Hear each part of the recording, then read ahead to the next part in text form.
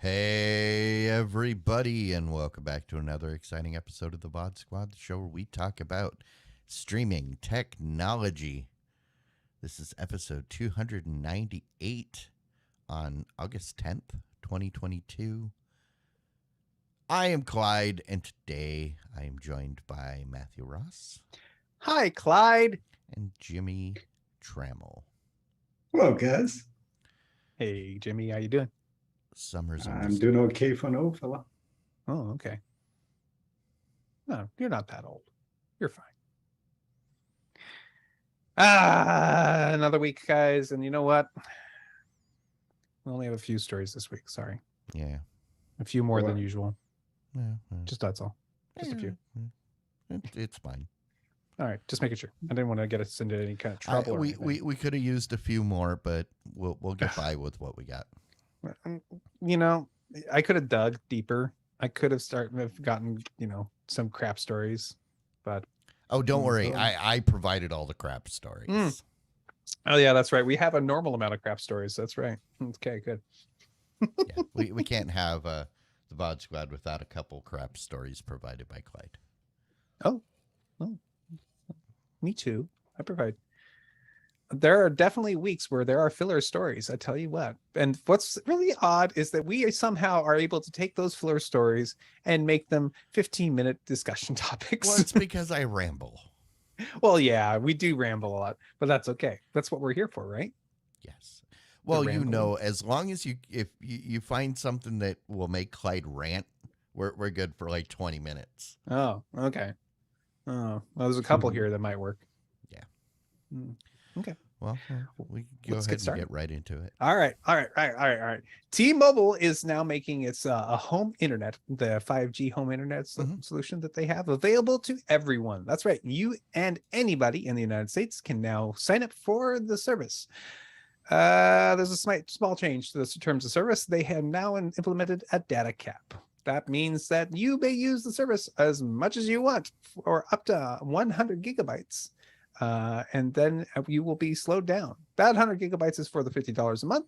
And the speeds you get slowed down to are abysmal. 128 kilobits per second. And when you've reached your data cap, which is crap. Really, really, really, really low. That long time ago when I was, dialing up and I had my 56K modem, two of those was almost this fast, and that was not fast. I'm sorry, it is not. You can't do anything at that speed, which I'm very aware of because I know all about being on very slow 2G speeds and trying to actually get work done. To put it into perspective, you can't even stream Netflix, and Netflix is like the thing that is the easiest to stream.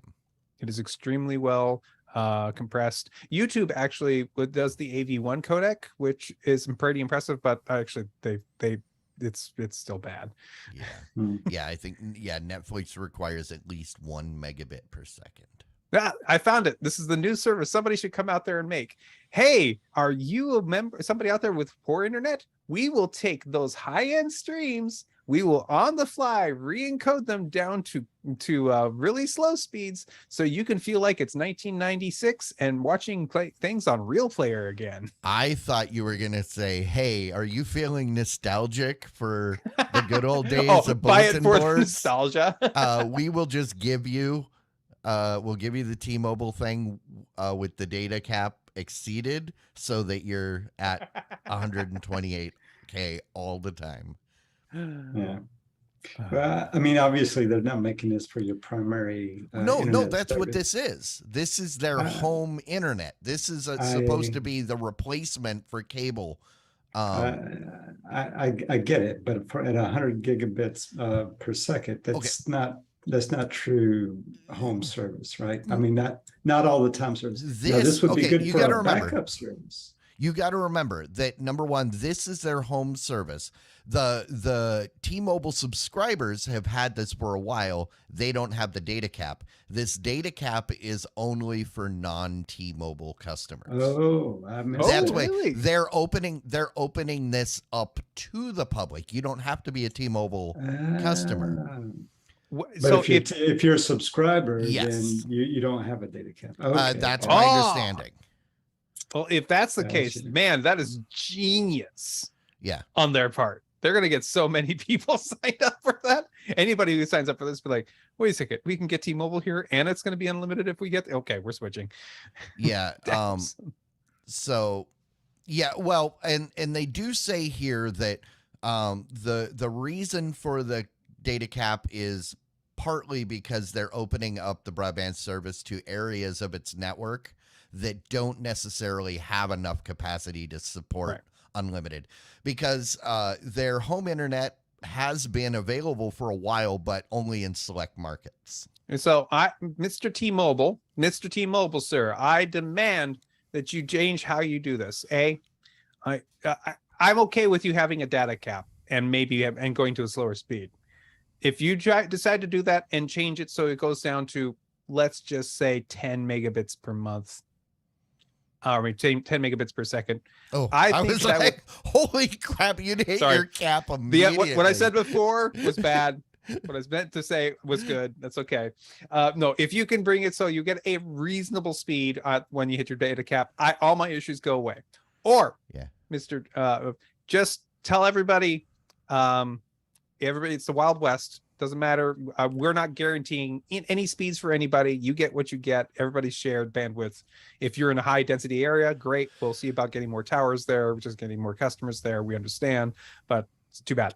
That's how I think they should do it. Also, it's worth noting that this is a move to compete with Verizon, who has recently launched their home 5G home service, which is currently available to over 30 million households.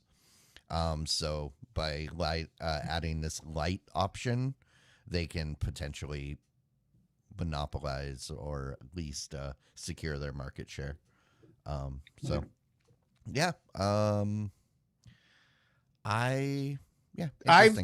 I love this for people who have no broadband. I hate that they changed this for this thing. If the loophole is going to be there for the T-Mobile users, great. If this is competition, it means that Verizon comes in and they compete and they actually have good, paring down prices or bringing up services, great. If this means more people go to Starlink and it becomes more available, I don't care. That's fine. Yeah. Just I so want to get out of this cable company monopoly. This is good. I don't care if it's dirty. I don't care if it's ugly. And again, this is the data cap is necessarily there for areas that don't currently support full unlimited for everybody. But that's what's to say, if they're competing with Verizon, they've got the motivation to up their coverage and potentially raise that data cap. It's a step in the right direction. Yeah, agreed.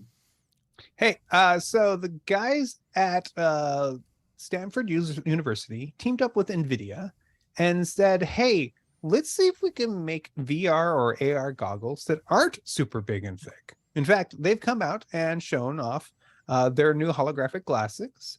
These glasses are, instead of being, your very large, several inches thick of hard plastic and lenses solution, they've now introduced a solution that is as thin as 2.5 millimeters thick. So if you don't mind having weird eyebrow flappy things on the front of your face. Oh, that's just the wires leading up. I like it. I like it. It's kind of it's like a weird superhero from I would say super villain, but yeah, that's maybe it'd be good from a unknown comic. I can see with my holographic glasses. You are going to die, Mr. Hero. Yeah, sure, I can see that. No, this is really cool. This is them looking specifically at trying to attack the problem with VR glasses of being bulky and the problems that come with that, with being size and weight. This is what Jimmy's been asking for. And so the AR glasses, he doesn't want to wear goggles. It is definitely a step in the right direction, but yeah, when I look at this though, I still think of my favorite Martian, but only the antennas. Well, yeah, like he said, this is just the alpha demo. Obviously, that's not the end product. Their goal is to have them in a form factor like the glasses you're currently wearing. Yeah, this is a research project at a college. This is not a final project. So absolutely. But yeah, I mean, this is the technology that makes me more excited about VR, AR headsets. It can deliver a full color 3D holographic image using optics. Yeah. So we're getting there. You know, I guess the question is, you know, when they actually come out with a good working model of one of these, and it may be in the next couple of years or so, what is that going to do to the sales of the strap that monitor onto your face? Well, everything headset. Everything changes, and they just keep moving forward. So what happened to all the CRTs? Most of them went away. So most of those will go away too. Some people will hold on to them for nostalgia. Actually, CRTs had a resurgence recently. They're coming back for whatever reason. Didn't Meta just raise the cost of those? Yeah, but that's Meta. The monitor onto your face. That's Meta. ByteDance also announced their 4th generation goggles, which are going to be cheaper, and they've been competing with Meta for a while. ByteDance is that company that owns TikTok. So I mean, it's not like there isn't competition for Meta.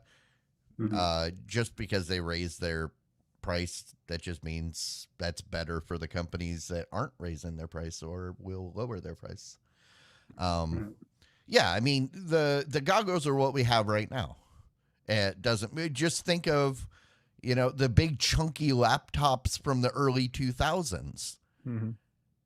They're not still that way.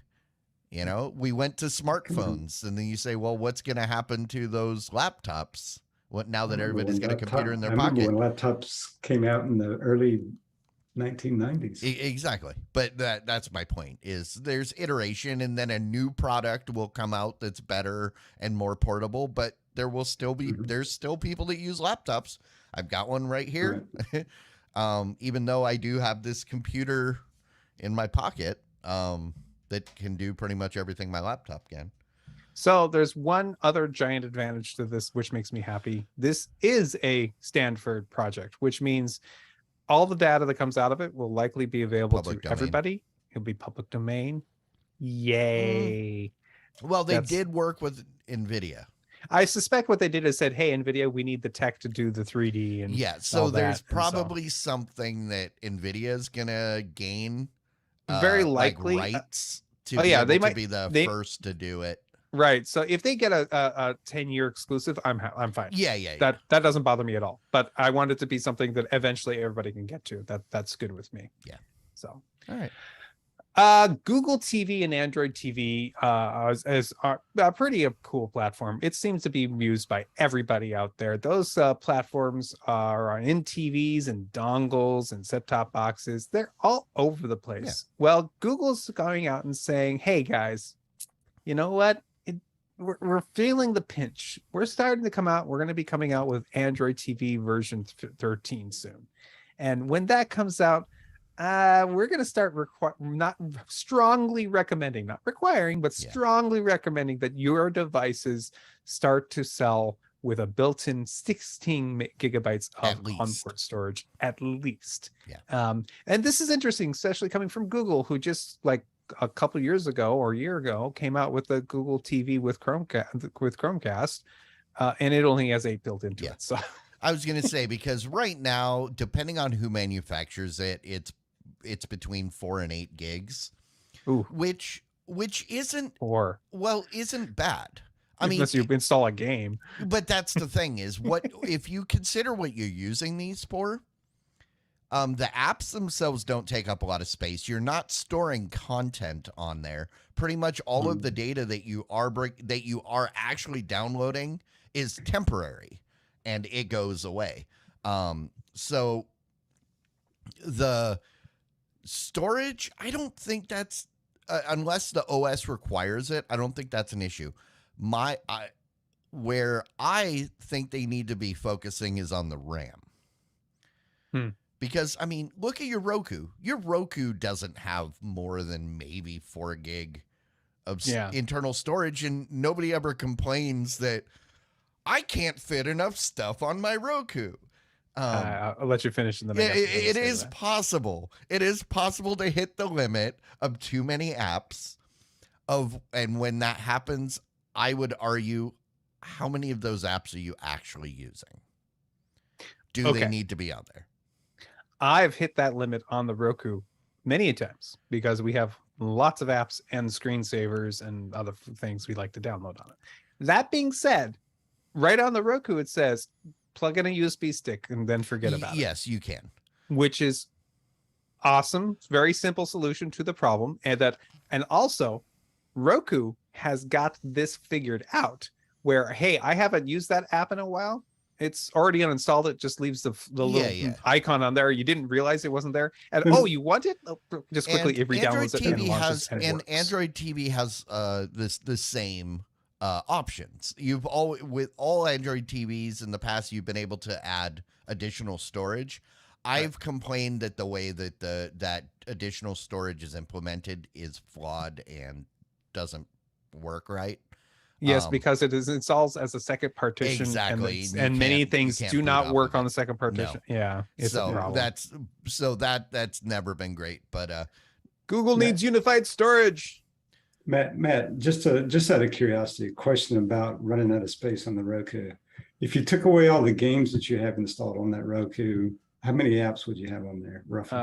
So I don't have any games installed on my Roku.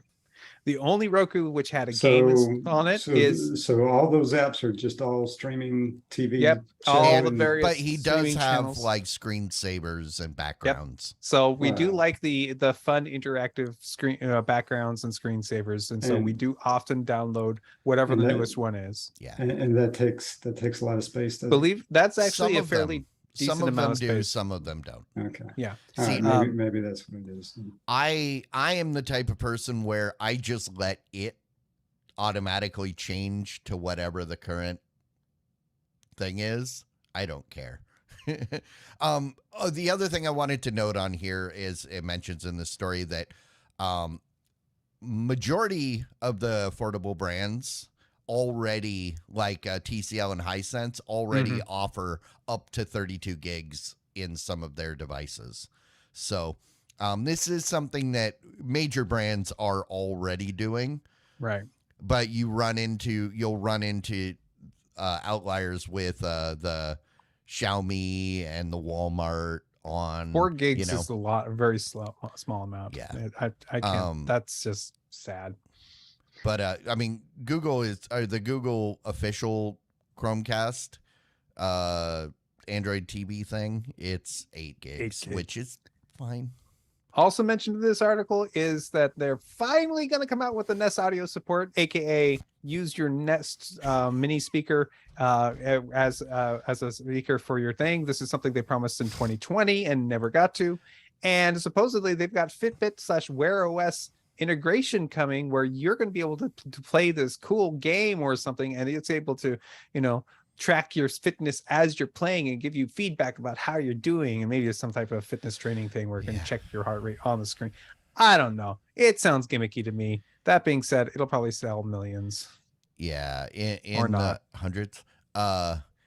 In regards to the Nest Audio, this goes back to my comment a couple weeks ago of Google finally implementing access to their own products on their own product. Right. Google's not good at that. No, they're not. That is a good feature. I use it on the Apple platform. It's a nice feature. The Apple integration, they've got it down. Google integration, huh? What? Oh, we said that 2 years ago? Oh, we should probably do that. Oh, somebody put it on wrote it on a Post-it note, and then it got buried under pile of other stuff on their desk, and they forgot all about it. Went, oh crap. Or they, oh no, they set the reminder on their calendar, but they put the wrong year year, so it never got reminded. I said October 25th, 2021, not October 2025 I know you guys are joking, but I bet that's not too far from the I bet you there's things that are like that. Yeah, you're right. Okay. So some guy is taking a bunch of games from the PlayStation Portable, which are, you know, they did like they're two different versions of the PlayStation Portable, like the old version. I don't remember the different versions. I wasn't into the PSP. Well, there's just the PSP and then the Vita. That's right. That would be the second one. Anyways, he's taking some games that came on the original PlayStation Portable, and he's porting them to the Oculus Quest 2. So if you're one of those guys who was nostalgic for one of those old games on those old systems, hey, guess what? You can go find this guy and help him beta test his games that are working on your Oculus Quest 2, so you can play those games in 3D. They're still buggy. They still got graphical glitches. Yeah. You still crash sometimes, but this is awesome. And I don't know how long it will take for Sony to this go away. This is cool. And there are some really great games on the PSP. So, I mean, he's using the PSP emulator that's already out there, the PPSSPP app. So he's basically ported the emulator to the Oculus, which theoretically, once that gets worked out, should allow all of the games. I've got my PSP, or I've got a PSP. It's in a drawer. I haven't touched it in years. Isn't the PSP the one that had the spinning disc in it? Yeah. Okay. Yeah, the little mini CDs. Yeah. I mean, it was a cool idea, but also it's a portable device. That's a motor. That's probably a lot of battery drain. So I was going to say the reason I haven't touched mine in forever is because it had a built-in rechargeable battery. Oh. But I somehow lost the power cable a long time ago, and I haven't been able to charge it, and then I just went, Okay. But cool. Hey, the guys at Meta have been working on their AI chatbot. They just introduced a new one, AI chatbot, which is called, what did they call it? BlenderBot. Really? Is that what? BlenderBot? Yeah, BlenderBot. And I think this is version 3. And BlenderBot uses various conversations that are on Facebook in order to feed its AI. I think it's just on the internet in general. Well, that's possibly true, but they have a huge fire hose of data directly from Facebook because it's Meta. Guess what? It's a jerk. It says things like, oh man, my life got so much better since I quit Facebook. And yes, I think Trump should have 3 terms and things like that. So I'm sorry, guys, but we need to learn lessons about AI and what we feed it to make it know funny. I giggled at the headline because it says Meta's new AI chatbot can't stop bashing Facebook. That's all a bunch of hating. It's a lot of hate so on bad. Facebook. It's so bad that when you go to use it, there is a disclaimer that let me find the exact words. They have an actual disclaimer that basically tells you that the information is potentially offensive and not correct. I think was the wording. I can't find it, but I like it. I mean, it's basically using the same thing that there was a personal assistant that I used to use back when Siri first came out, and it was absolute garbage. This other one that was an open source one was great because it just basically searched the web. It used Wolfram Alpha. That's what I can't remember the name of the bot. This is basically doing the same thing. You ask it a question, it's just going to go out and find basically the number one a result and give it to you no matter what it is. So I like this. This is the first thing that Meta has come out with that has made me interested to check out their products. Wow. I kind of want to play with Blunderbot. I think Blunderbot and I would get along great.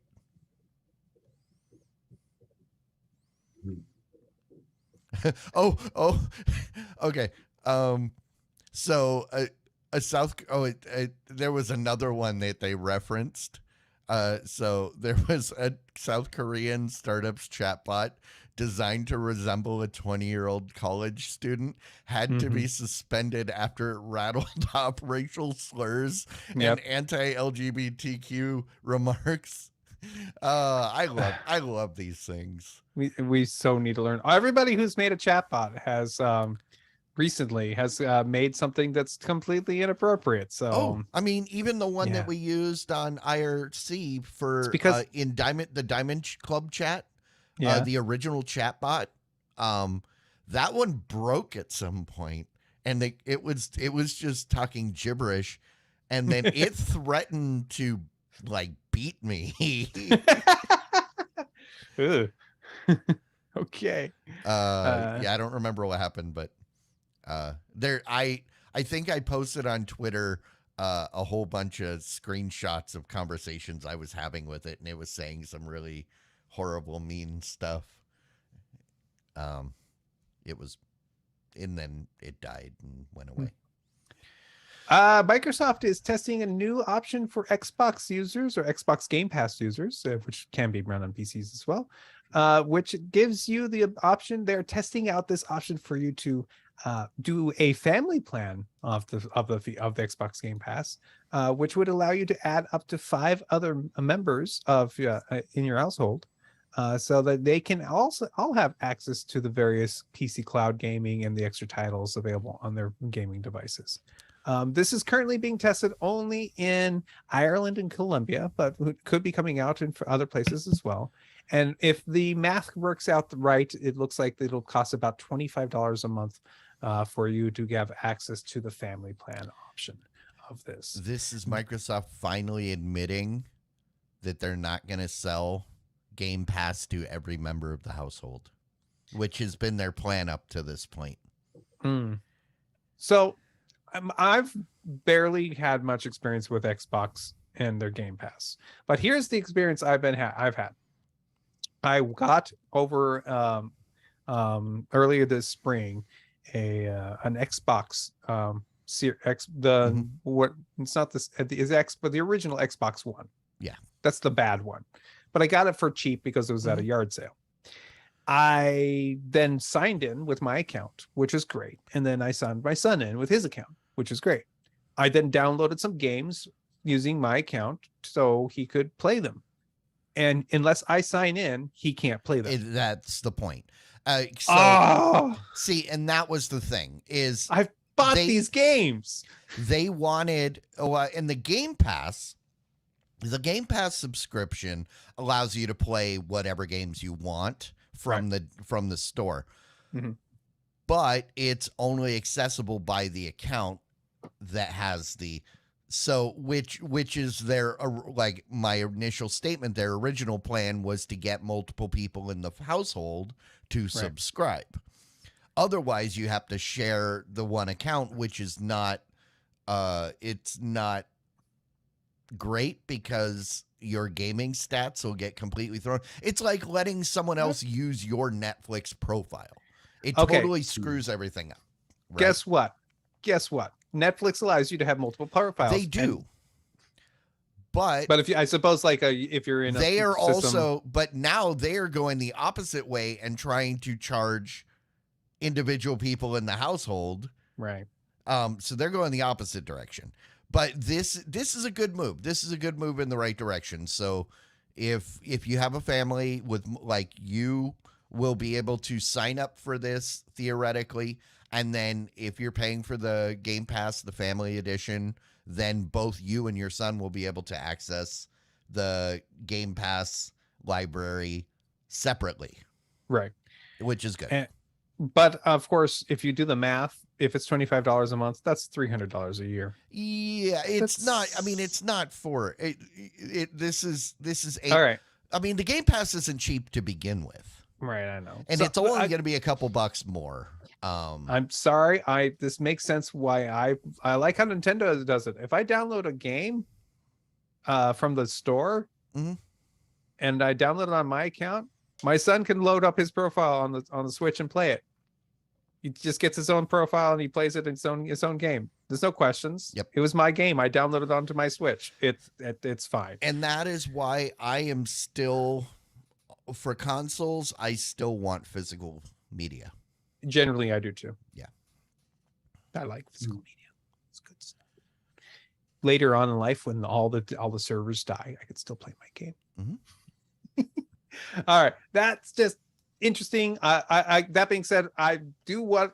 I'm considering paying for Xbox Game Pass Ultimate so I can play it, because my original Xbox One can play all the awesome new games if I stream them on it. Yeah. And like all of them. Yeah. So it's like, okay, well, I guess I bought a streaming box. Okay. Well, also, you'll be able to use Stadia on the Xbox One soon, won't you? Or am I misremembering that? We currently can if you use the Edge browser that you can install. That's right. Yeah. I don't know if there's any actual official Stadia app, and if there's been any announcement for that, I have not heard it. Yeah. Okay. Xbox, HBO Max, and Discovery. Time Warner and Discovery, they're joining forces. And I remember us discussing in the past that they're going to break up Xbox Max, right? Yeah, Xbox. I'm sorry. Xbox get into I've this? got an Xbox on the head. No, HBO Max. They were going to combine them. Or they were going to separate it into these. That's what I remember from our No. They AT&T and HBO Warner got divorced. Right, that's true. And so HBO is still HBO Max. Right. It's just not now they're working to beholden get together to AT&T. With Discovery. Yeah, and so we've been talking about this upcoming HBO Max and Discovery becoming married. My remembrance of that was that they were going to do some splitting of things apart, and this article is saying nope, they're going to put it all together into one. Yeah, I don't remember. No, I remember the Discovery. They were thinking of splitting stuff on the Discovery side, maybe. Maybe, but I don't remember exactly. It's been a while. Remember. But I still want to know what the name is, because that's the one where we were trying to figure out what is the name going to be, and it was like HBO Max Discovery Plus Extreme Sky Edition. I don't know. I think I have a new thing to add to the end. Plus and Max and all those things. I think we need all the way Infinity. Well, I bet you somebody out there's already done an Infinity, but I think we need an HBO all the way. Nissan. They look nice. I don't know if they are nice. Oh, they just need to drop the HBO Max, drop the Discovery, and call themselves Ouroboros. I can never say that word right. Oh, the snake eating its tail, the Infinity thing. Ouroboros. I think it's Ouroboros. Yes, it's because it's OROBOROS. But yeah, I don't know. That's what they need to do. They just need to call it something like that. Just wonder what the price will be. I want to say it's going to be close. From what they've hinted, I don't think it's going to be much more expensive. I mean, it's already HBO Max is already $16 or $15. I think it's 15 right now. Yeah. Yeah, 15, 16 in that ballpark. And then adding Discovery, I don't think it's going to raise too much. I think I don't know how well Discovery's been doing on its own, because Discovery got. Oh, I know what you're thinking. When AT&T still owned Warner, they spun off Discovery. Mm-hmm. And then now that Warner, that's probably what you're thinking of, because that Discovery got spun off. And then now that Warner and AT&T are no longer friends, Warner and Discovery are able to get back together. Okay. So yeah, I don't know.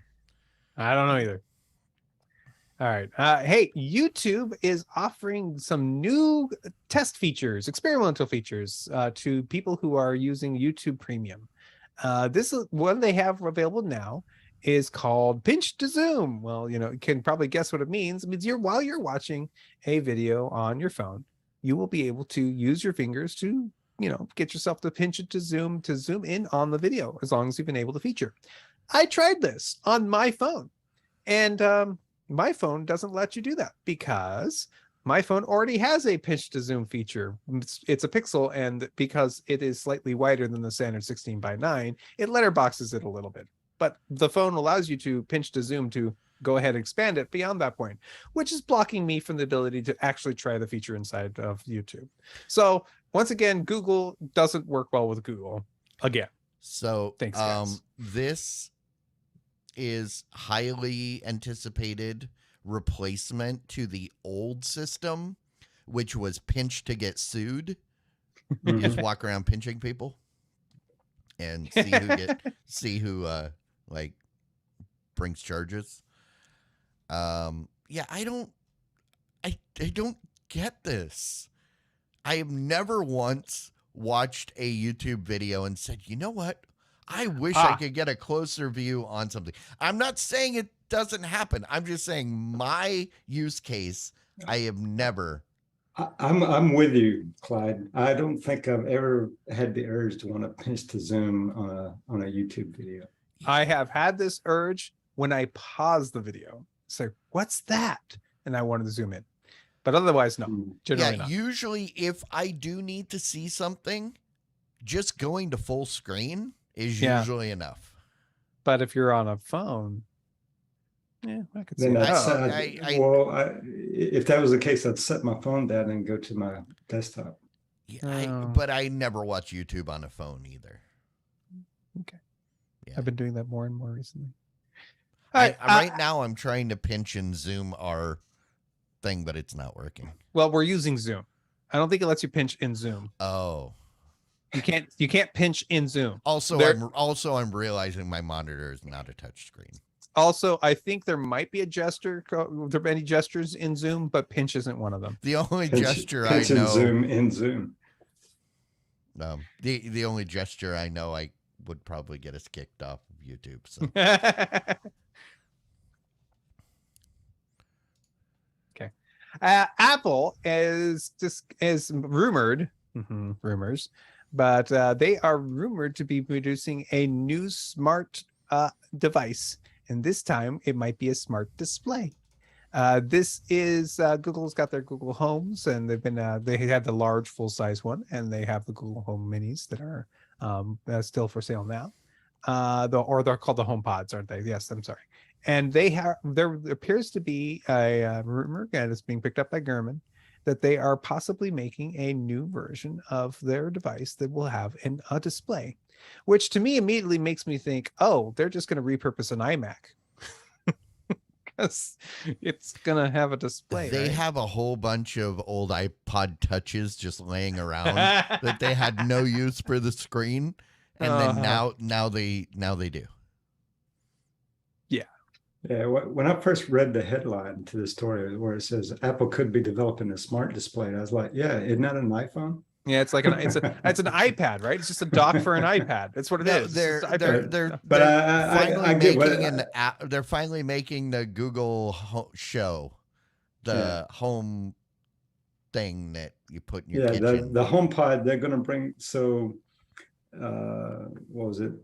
Year and a half ago, Apple discontinued the HomePod. Yeah, the big one. The big one. I've got two of them right here on my desk, but they discontinue it. But now they're going to bring it back, and the rumors are that they're going to bring it back. And when they bring it back, that the part on the top of the speaker, I mean, you can touch it now. You can do like up down on the volume and that kind of thing. You can double tap the fast forward on a song, those kind of things. But they're supposed to make that top part like a smart display now, is what they're going to have there. So you're this gonna is what shoot they're it talking twice. about. Double tap. Pop, pop. What's that? Never mind. I don't know. I really don't Yeah. know. Oh, All right, it was the yeah, Nest. but is it? Do you really the- need a smart display on top of a smart Well, speaker? I don't know, it's maybe. gonna compete with the Echo Show and the Nest Hub or the Google Home Yeah, Hub. the same question there, right? Do you really need I that have now? one. I It's like been mine. unplugged and sitting on a speaker in my living room for at least a year now. It is I- wonderful, in particular in the kitchen, because in the kitchen, there are things you can look You up. can and look up recipes and stuff. Reci- That's what I thought I would use it for, but it was always in the way. But you know, if it's a voice first device, right? No. See, that's the thing it has the screen to show you video so that like it's useful for other things. Yeah. And you can talk to it and say, hey, find Mm. me a recipe for chili. And then Okay. it'll bring it And- up and then you can prepare everything. And actually, on the Google Home, what it will do is it'll bring up one of the recipes for chili, and it will actually say, "Step 1, do this," and it waits for you to say next step, and then it'll step Alright. 2. It's actually kind of pretty cool. Maybe I Um, should go by to Best Buy and look at the implementation of that. Maybe I'll change my mind if I see it. No, I know exactly what's going to happen. As soon as the Apple one comes out, you're going to go for it. It's going to be the best thing ever. Not necessarily. I don't buy everything. like I said, I was enthralled by the device, but in use, I never used it, and it was always I always found it to be in the way. But my kitchen is very cramped. And then when I got my pizza oven, it was like, nope, you got to go. I have lots of space in my kitchen, thankfully, so my display sits in the back.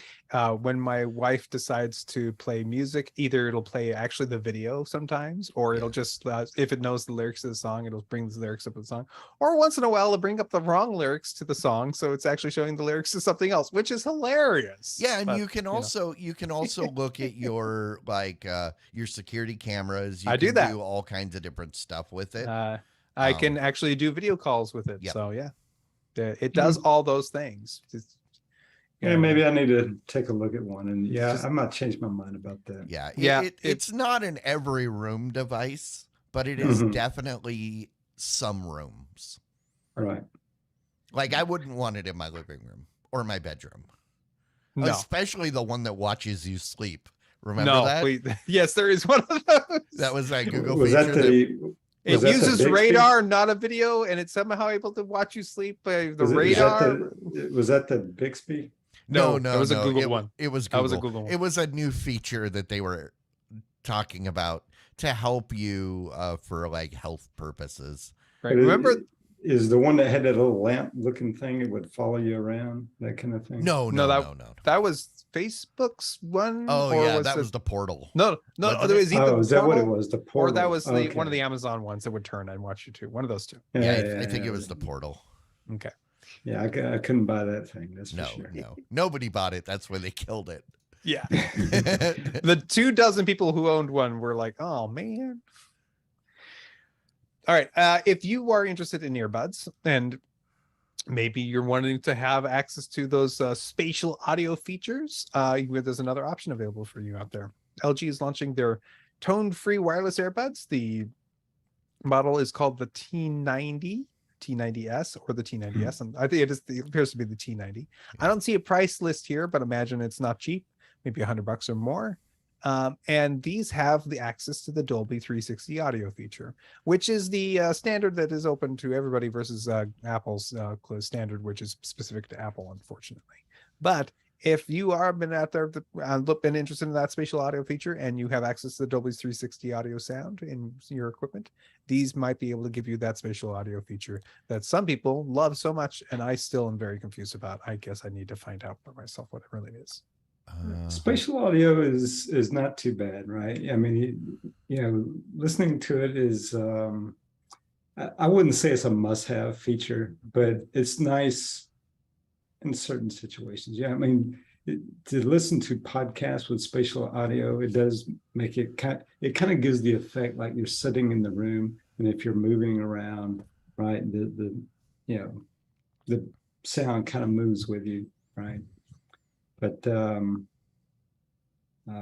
know, the name of this thing, T90, isn't it? The name of the model of the T800. the Cyberdyne Terminator. Well, was the that was the T800 and the T1000. yeah.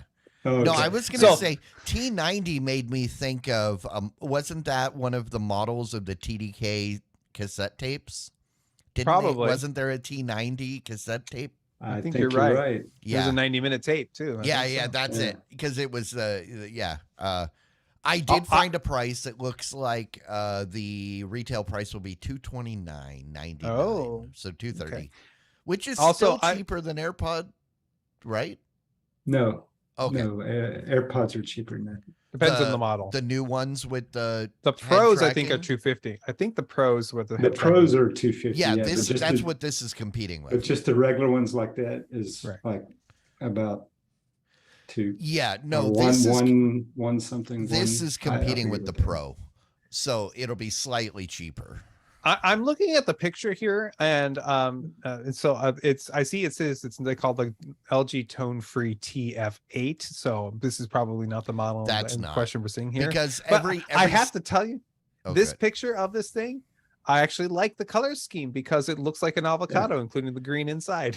I like it as well. I like that. The thing I don't like about those is they have the fins that click into your ear. I don't like those. Further down, they have a picture of the T90s. I was going to say, because they've got every picture, every story I've looked at has different. And then also it's by Meridian. Because it says clearly in the case by Meridian. And it's if I should have some sort of knowledge of Meridian. Yeah, I have no idea. Yeah. You know, another feature here I like about these things, you know, is both of them come with a charging case that kills the bacteria. Oh, well, that's good. Must have an UV light inside. It does. That's exactly what it is. T90 was the Maxell VHS tape. Ah, yes, it was a tape, just the wrong kind. Yes, I found it. All right. If you are a Netflix subscriber, you're probably not playing their games. It looks like they've gone out there and they've done some reporting on the number of people who are actually going out and playing their games, and a total of 1% or thereabouts of their subscribers have even tried a game to download. I tried, and the games were terrible. You're part of the 1%? I immediately uninstalled them. I tried multiple games, and it was all just, I mean, they were fine. They were fine, but if you remember, they bought a game studio, and then they just re-released the existing games under the Netflix. So there was no real, they tried to do a little bit of tie-in by like adding some character like the Hoops one, but it really had nothing to do with the Hoops cartoon. And I mean, the one game, there's like a putting game that was, it looked really cool, but it was super, I just didn't like it. Okay. Since you have downloaded them. Yes. How do you download them? You go to the Netflix store, or you open your Netflix app, you click on games. Your phone? Yeah. Okay. So that was the other thing I didn't like is it wasn't in the Play Store. You go into the Netflix app on your phone, and then you click on games, and then you hit download, and it I bet you they would make a lot more money if they stuck them in the Play Store. They used to be in the Play Store. I know, but I bet you if Netflix decided to, we'll take the 30% Well, the cut. problem is that, number one, it has to verify that you're a Netflix user. Ugh. Because they're free for it's supposed to be a benefit of subscribing to Netflix. And number two, they don't get any benefit if they're in the store because they're trying to drive people to the Netflix app. All they have to do is have that intro that goes ta-da at the beginning, that's brought to you by Netflix, and have, anytime you open a menu, a little N in the corner that you can click on that gets you back to Netflix. They were counting on the fact that people were going to be in the app anyway, and then would discover them that way. But I don't think it's working. No, it's not.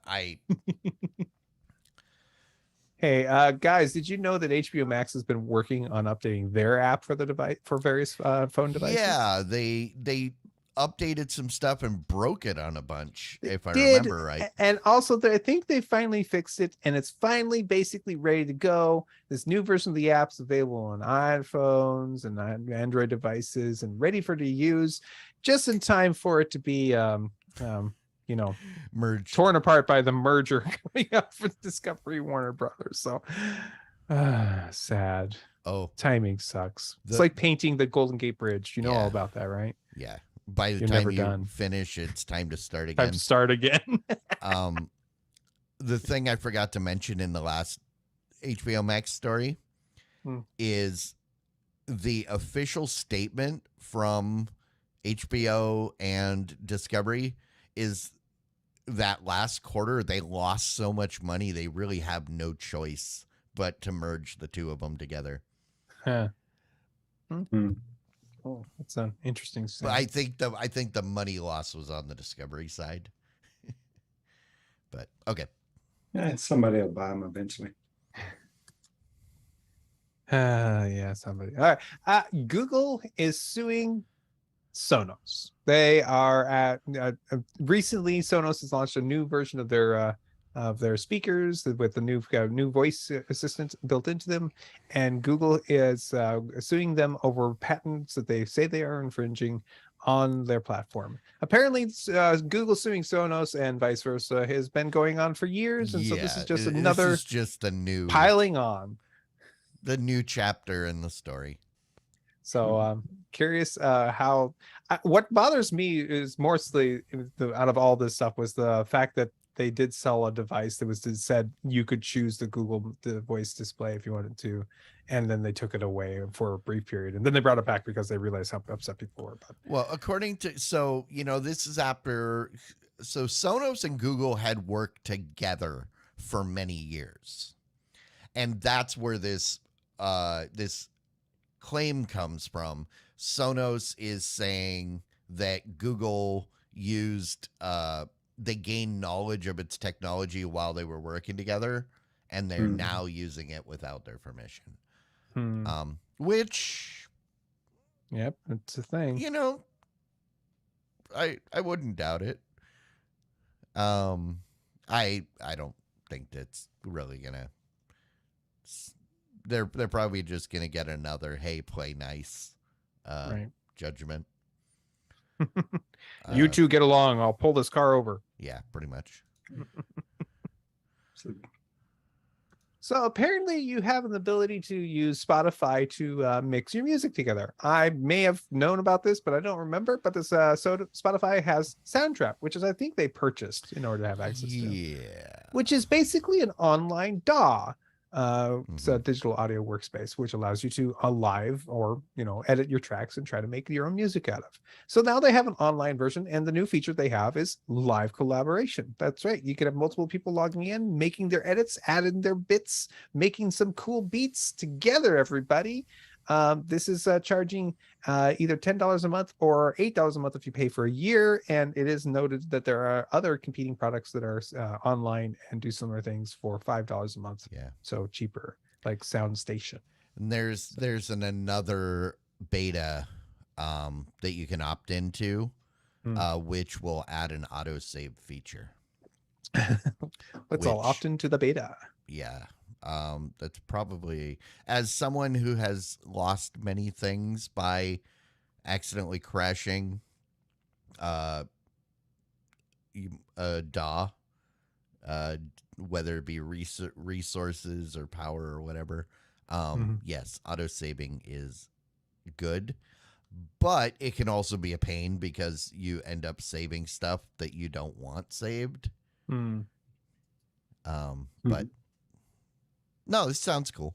I don't think anybody competent will use it, but it's cool. It for the Bandcamp type of people. Yeah, well, All right, so if you are a person who goes online, he likes to stream your watch people play video games for streaming. it looks like you're reducing how much time you're spending doing that. It looks like the streaming platforms from YouTube Gaming and Twitch have noticed a minor drop in people viewing, while Facebook Gaming has seen a huge drop in their viewership, which doesn't surprise me at all. Yeah, So, that's the last decade. So this sounds like just people are getting done with summer and people are getting back to work and things. The pandemic is leaving, so people sitting around all day watching people playing video games is kind of blasé No, it's now. because like people that my kids' age, mid-teens to late teens, they're all spending their time on the TikTok. That's true. The TikTok they're not really high watching game streaming. Yeah, TikTok is extremely high for that age, and YouTube is almost as high as well. It's all they're watching the YouTubes and the TikToks. So yeah. All right. Google Stadia announced a new feature. It's called Google Party Stream, which allows you to very quickly set up a game where you can let people jump in and play a game together with them very easily. I believe they had something similar to this before, but this is making it much easier for you to set it up and get started for up to 9 other players and a total of 10 players in a game, and make it very simple to share your gameplay on YouTube as well. Also, in that note, they also have made updates to the sharing their gameplay on YouTube. It used to be if you would be inside Stadia, you could start the stream to stream your audio and your gameplay and your microphone audio directly to YouTube very easily. But if you, for whatever reason, stopped doing your video, maybe you wanted to switch games, maybe you want to switch devices, it would kill your stream and then create a new one. Yes. They have now made it possible to, there's a certain amount of time where there's a lag where you can reconnect quickly with another device or on the start a different game and restart your streaming, and it will keep your stream going. Everybody doesn't have to find your new stream, your new live stream to watch it. That was frustrating. Right.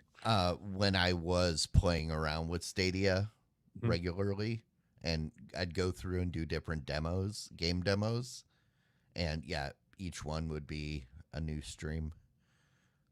Yeah, sounds cool. Awesome. But, oh wait, isn't Stadia dead? Moving on. Moving on. Nvidia is making it possible for more lifelike avatars and chatbots to show up in your games. Maybe they can help Facebook with their chatbots. Anyways, they are adding a bunch of features to their Omniverse Avatar Cloud Engine. The ACE is what they're calling it. That is making it easy for people to create lifelike avatars and speech engines to make it so it's very simple for people to create something that looks like something that is actually real or close enough to real, that people make it so it's freaky, and the uncanny valley gets closer and closer together and all that jazz. So but the question is, will it make racial and other demographic slurs like the other chatbots? Well, I sure hope not. Well, but this knowing is an the avatar, not a chatbot. Well, it says they also are to add to avatars and to chatbots. Gotcha. It is so they're just working on the visual tech. Yes. The chatbot can be somebody else's and is racist. Can we get an avatar with legs? That's all I care about. Well, that technology is way beyond the ability of Meta. So I don't know. Maybe Nvidia can do it. Never know. Yeah.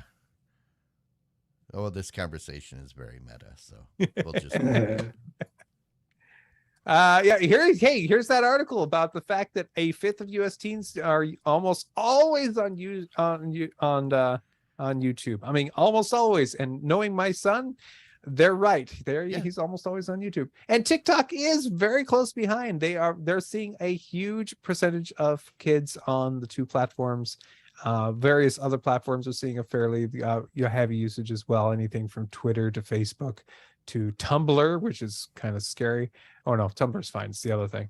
And Discord and other social media apps getting access and getting a decent amount of access as well. All kinds of data from all different, looking at the teens and what they're actually using. YouTube wins. TikTok takes second place. Mm-hmm.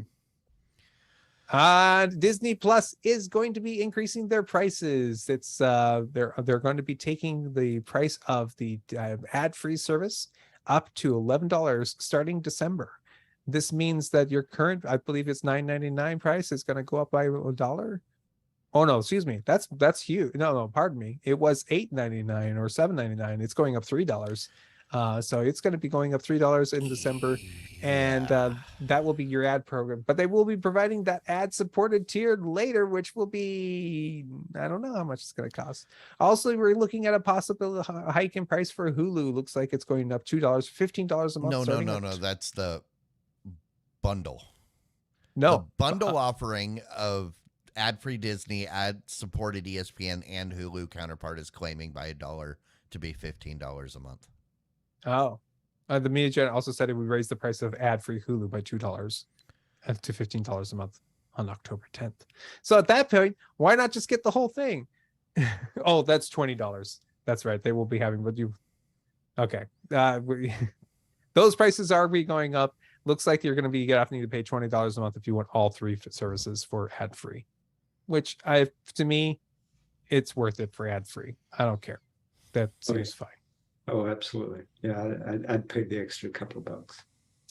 The ads are worth a couple dollars, although truthfully, I would say that's true for Hulu. I use Hulu a lot more. Disney Plus, I use it. I watch a decent amount of Disney Plus. So yeah, just not the ESPN. I don't get that. That's just not what I would be interested in. Oh yeah, the ESPN Plus, the 30 for 30. That's a good feature on the. Yeah, but don't you watch ESPN for the ads? No? Okay. I thought possible. Okay.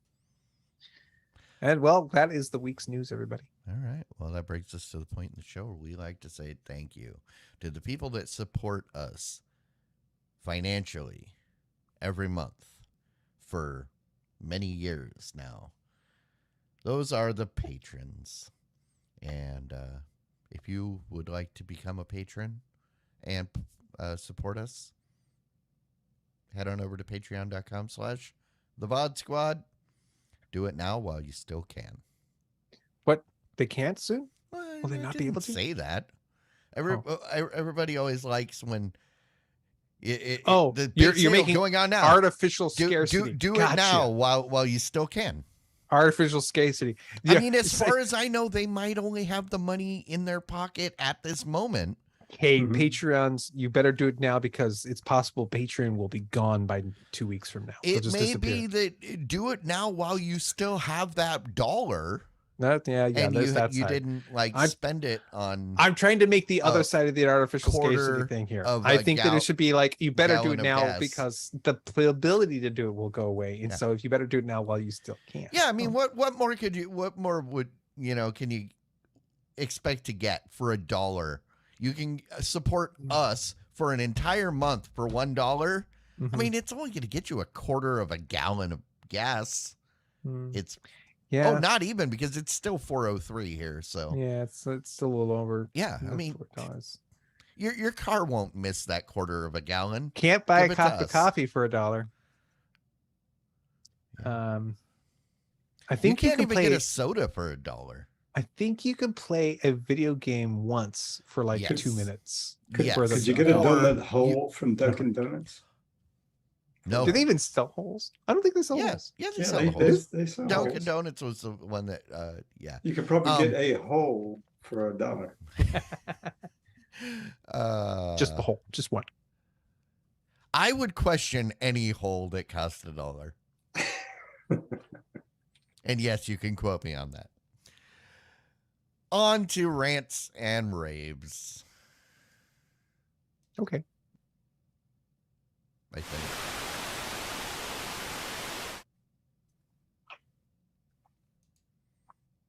All right. What do we got going on? I watched and finished Stranger Things season 4 finally. But I watched the last 2 episodes. I've been trying to watch the second to last episode for 3 weeks. The second to last episode? Yeah. Oh, okay. So I understand where you're coming from, where it's kind of what it is cheesy, right? Yeah. Right. No, it's just I don't know. Yeah, I can understand that feeling, but that being said, the D&D nerd in me absolutely loves this modern D&D story, essentially this modern D&D horror story, and which it basically is. These guys are totally just riffing on D&D concepts, and I'm totally enjoying it. So I'm for it. I'm having a good old time. And so yeah, you got your psychic lady, you got your defenders, you got your you got your hearts. So this, yeah, I don't get any of that. I love that. And then so I'm totally enjoying the nostalgia pull of various crazy ideas of adventures in my life with that. And I'm fine with it. I enjoyed it very much.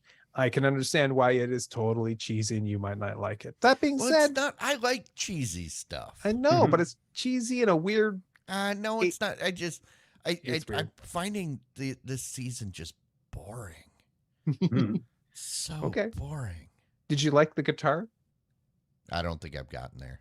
Okay. They're in a motorhome right now. Okay. Yeah. Okay. All right, but I'm glad you're enjoying it. Yeah, I enjoyed it. Also, watched a couple more episodes of Only Murders in the Building.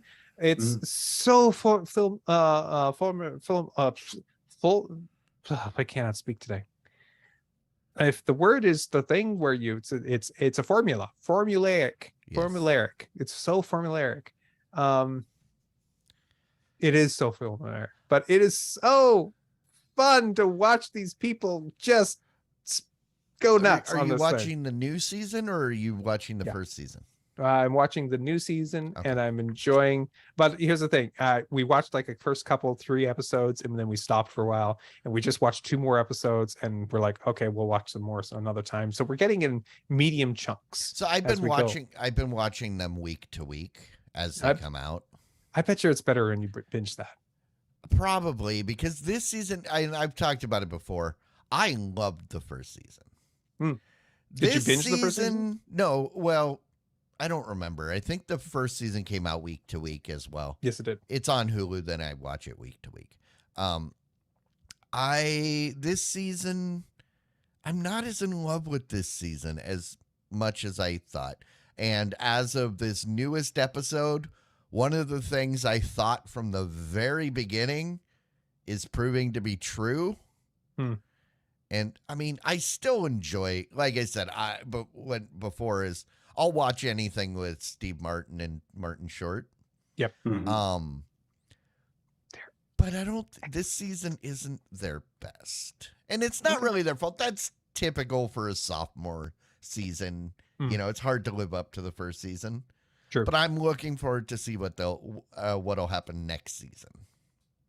Because third season is usually when everything kind of when they decide to flip the that script. sophomore slump, and then you take off. The first season's good. Second one is a recreation of the first season, trying to live up to it, and the third season often they flip the script. Exactly. They do something weird. Different. I'm looking forward to. I'm still having fun. It's just right.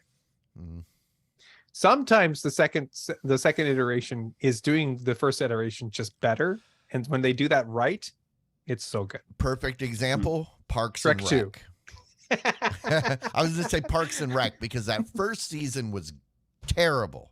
And then when they finally realized, it doesn't have to be about Leslie, it should be about everybody else, then the show became amazing. Yeah, I usually tell people if you didn't like the first season of Parks and Rec, just skip it. Just go straight to season 2 and then you're welcome. Right. Okay. All right. Jimmy? Yeah, I too am enjoying Only Murders in the Building. Yeah, that's a great show. Yeah, and I agree with everything you guys said. Yeah, anything with Steve Martin and Martin Short in it. The Martin and Martin there. They're really good. Right? I mean, and the other characters too that they pull in are also good in that show. So yeah, really enjoying that one. But this week I thought I'd mention a show that I'm watching on HBO Max. It's called The Anarchists. And this is a docuseries, kind of true crime. In Acapulco. In Acapulco. Yeah, that's right. And it's an interesting story, right? It's not, it's not, I wouldn't say it's a must watch or anything like that, right? But it is an interesting story. It's being, there's an episode being released every week, and I'm kind of keeping up with it. And yeah, it's just really an interesting story. And the only thing is, I'm several episodes into it, and I know it's got to be getting fairly close to the end now. And I'm starting to wonder, okay, where are you going with this thing? See, and that's the thing. When I saw, I'm somewhat familiar with what they're going for. I've wanted to go to Anarchapulco for many years, but the problem is I have no interest in traveling to Mexico. Also, I am not giving up my citizenship to go move down there permanently. Not Mexico. No. Well, in their group which is, yeah, I'm not there. I don't know. I honestly don't know. I'm only like the first episode into the series. I kind of avoided it just because I kind of felt like they're gonna, I don't trust the director, the story that they want to tell about these people. And so I'm kind of cautious. Why I'm watching it kind of side-eyed. Well, I mean, they're kind of letting the people tell their own story. Yeah. But yeah, I think maybe I don't trust them a little bit too, right? Because I'm wondering, okay, where is this going to end at, right? And are they trying to shoot for a second season of this thing, right? I don't know, maybe, but Yeah. But it's kind of an interesting story. The characters you see in there are kind of interesting. There's some. Well, I don't want to give anything away, but I mean, basically, it's documentary about a group of self-proclaimed anarchists, Sure. and this isn't anarchy as in go around and like cause mayhem like people think right. anarchy. It's the true definition of anarchy without a ruler. Right. So it's people that are choosing, you call them anarcho-capitalists, true libertarians, whatever. But they there's a guy who moved to Mexico, and then he started a convention called Anarchapulco, which is a yearly gathering for like-minded people to get together, discuss, and then people, and as it's kind of grown over the years, other people have kind of moved down there to become part of this voluntary society. And, as human nature is, human nature when you have a lot of people wins. get close, when you get people close to a lot of people close together, things happen. It doesn't matter what your ideals are, stuff falls apart. But wouldn't it be nice if there were, hey, just asking, wouldn't it be nice if there were rules? Well, I mean, the only rule you need is, don't harm anybody else. That would be a rule, right? But that's the basic tenet. Okay, I'm sorry. You rule yourself. There are rules. Anarchy isn't without rules. Anarchy is without a ruler. So it's you self-govern. Right. I get that. Yeah. But that being said, that's my joke. I apologize. Yeah, gotcha. But like I was saying, I don't know where they're going because I don't know of anything major. It's not like that weird dude that tried to do the half-ass festival in the Bahamas and where everybody was sleeping in FEMA tents. Fire festival. It wasn't anything like that. I don't think there was like anything crazy. Like they've got that Mormon one about Warren Jeffs on Netflix right now. I don't think there was with I don't remember anything crazy like that other than stuff just kind of fell apart. But yeah, but check it out. It's if you like docuseries, you'll probably like this one, right? Or at least like it well enough to find it interesting to want to watch the series. You okay, man? Yeah. You dying on us? I am. I'm so sorry. So, two things. Number one, I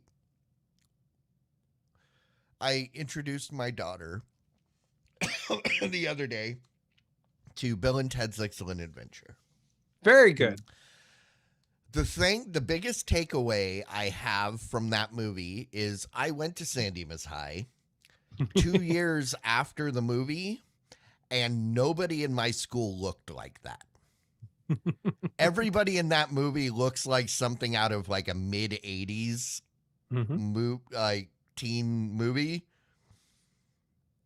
Ain't nobody looked like that when I was there. It's amazing how much things change in like 3 years. Because I was there, it would be post grunge. Nirvana had hit the scene like a year and a half earlier. Just it's funny how things change. True. She enjoyed it. Good. The movie holds up. It's still great. The other thing is I got dragged to a theater. On Kicking and screaming. Friday, kind of. And especially because I didn't want to see the movie we were going to go see. Have you heard of Where the Crawdads Sing? I've heard of it. I have not. I looked at that, at a poster of it, and said, "What the heck is this?" I can't really say much. The thing that irritated me the most about the movie is a major spoiler, so I can't say anything about it. So I can't express why I think this movie is terrible. My friend was interested in seeing it because her parents have now seen it 3 times, and she wanted to know why. And then we walked out of there, and now she's like confused why her parents saw it 3 times. Yeah, I would wait if you really want to see this movie, wait till it's on streaming. It's problematic. Well, apparently the book came out only in 2018, so yeah, pretty early. It's and not a very old. If it's actually based on a true story, we got a problem there. Nope, it is a novel. Okay, it is not based on a true story. Good, because I wasn't sure. Because there's something really problematic about the movie, and if you're, I can't get into it. So everything I want to say gives away everything about the all movie. I gotta say is, crawdads. I remember crawdads. They pinched my toes when I was swimming in lakes, and I always heard about how good they are. Wait, when you grab grab crawdads in lakes. I thought they were only in like streams. No, but around here in our very, very cold lakes that we have, and some of our we have crawdads. Okay, and you can different go people out do. and, People that I've heard people go out and they get them and they cook them up, and then they delicious. They get attacked by crawdads while they're hunting gooey ducks. No, that's different. Gooey ducks are on the coast, not on lakes. Okay. The gooey ducks are need salt water, not fresh water. The gooey duck. If you don't know what a tastes gooey duck delicious. Look it Don't up. look at the picture. No, do not look up the picture. It's spelled geoduck. Yes, I know, and do not look it up. It is a disgusting you will picture. Vomit. But they taste delicious. Well, that's what they say about oysters, but I don't. No, oysters are not that good. Who likes oysters? Okay, anybody who likes oysters? No, people claim to like oysters. I know. I don't believe anybody actually likes. I think they're trying to dilute. I think it's like pate and also the fish eggs, caviar. Well, I is think they have a status to them, and Right. like the Emperor's New Clothes, nobody will admit that they don't actually like it Apparently- because eating that stuff is part of status. apparently pate is good if it's young pate. Anytime you start talking about any kind of aged pet, any kind of a young older animal, it starts being gross because it's liver, and so Yeah. it's filtering all the Yeah. toxins out. It's young, so while it's young, apparently it's better. I So don't know. I've never had it. Basically, you need the pate, the veal equivalent of pate. Right. It's yeah, apparently of the the geese. very young chicken pates are good. I don't know. Geese, right? It's always I- goose liver. I don't know. Apparently chicken is, they do chicken livers too. But also the caviar is good if you use it like salt. It's a salt substitute. It's fine, but it's still fishy. But See, they're and so that's the salty. problem. Yeah. And so, and yeah, if you just eat it straight, what's wrong with you? Do you just let me just give you a salt lick? It's fishy tasting salt lick. I'll take a salt lick. Gross. I can't get anywhere near the fishy taste. I'll start gagging the minute I smell it. That's my opinion on those things. Other people love the stuff, but Yeah. that more power to you. I just don't Yes. understand. Speaking of Okay. gagging, we should probably bring this to an end. People. Jimmy wanted to say something. Let him speak. Good. No, I was just going to say, yeah, in my household, we eat a lot of caviar. Oh, really? All right. Do you Well, use it sparingly, it's or do you eat it by status. the spoonful? No, it's not status. It's an Eastern European thing. See, again- Jimmy puts on his monocle, and then he says words Ooh, like caviar. indubitably, Indubitably. and No. And it's the salmon caviar. It's the red caviar is what we Right. And do you eat it by the spoonful, or do you use like as a garnish? It's more of a garnish. It's usually like Then- spread over bread. Right? So Hey, so put it on, that like, makes more crackers or sense to something. me. That makes more sense to me as a garnish. I've it makes more never sense seen to me. anybody eat it by the spoonful. Normally, the caviar, they take it and they put it on like a cracker, or like put it on, like you put your liver on the cracker and then you top it with some caviar, and Yeah. then you're like, The- then you say, "I'm fancy," and you. We use it kind of like appetizers, right? So it'll be like little slices of bread, and just put a little layer of the red caviar on it, and that'll be kind of like the appetizer for whatever meal we're going to. How many courses, sir? How many courses? How many courses? in your meal. Yeah, 4, it 5. depends on how fancy we get. Since, Anything you know, the less than 5 is not a meal. If it's just me and my wife, it's only about 3. but if we got company, then it might be 4 or 5. Nice. That's very nice of you. I gotta say that's more than I usually do. So that's fine. All right. Let's and go ahead and that's get only out of for- here. I'm that's only getting for the sick weekends. just thinking of this. There will that's be only more just- caviar talk in the after show tonight. Yeah, there may not be a Clyde in the after show. My body is literally reacting. Thanks everybody for hanging out with us. Quit now before you throw up on the screen. Nobody wants to see that. I don't know if I'm going to be back next week. We are at 298, which means 2 more episodes till 300. And you know what happens at 300? We turn into a pumpkin. I was going to say, if you do know what happens at 300, please let us know, because we're trying to figure that out. But yeah, past episodes, you can find them here on YouTube.